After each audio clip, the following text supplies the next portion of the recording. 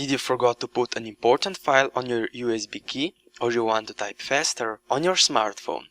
If you're one of those, watch this video where I built nice and compact USB OTG cable from an old USB connectors.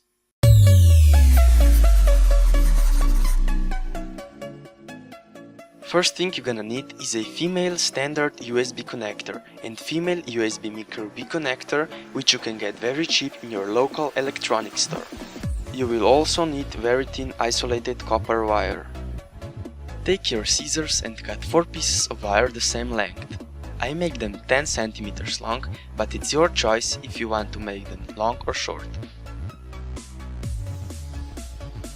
Also cut one very short piece, which will enable our cable to act as an OTG mode. Peel the ends of your wire and put a small amount of solder on, so you can solder them on the connector more easily. Here is a simple schematic of a USB cable, which shows you the correct order of the pins and the default color of each pin. Standard USB connector has 4 pins. Red and black are input voltage and ground, green and brown are data plus and data minus. I didn't have the green one at home, so I use yellow one instead. After you finish with soldering, put a few heat shrink tubes around the connections and make sure they fit tightly around the cable. Now solder the other ends of the wire on the micro USB connector. I made another schematic how you should wire things up so the USB will work as a host or OTG mode. A lot of people wonder why I have micro USB 5 pins instead of 4. Actually, the extra pin or pin 4 is typically not connected in the normal USB cable, but if it's connected to ground pin, the phone will turn in a host mode and will be able to read USB key, webcams, mouses and keyboards.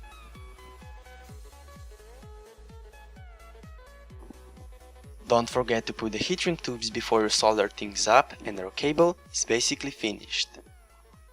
The cable itself is pretty weak, so we need to make it stronger. You can use electric tape, but way better method is to use the large heat shrink tube that will make your cable look more awesome. And our cable is finished. I also tried to do this with an old data cable, but I find it more difficult, and some cables, especially cables for charging your phone, don't have the extra pin built in. Now I will show you a few options how you can use your OTG cable. Here I have a keyboard which works very good on my Nexus 5.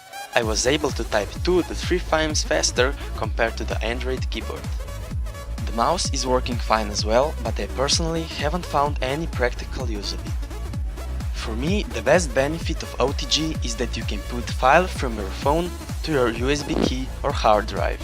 For this part, your phone must be rooted and you have to install an app called Stick Mount, which will detect your USB drive and mount it to the pad written on the screen. And that is how to make USB OTG cable at home for under €1. Thank you guys for watching my video. That really means something to me and it really keeps me motivated, so please subscribe, like and share it so other people can see it. You can also check out my other projects by clicking the video below.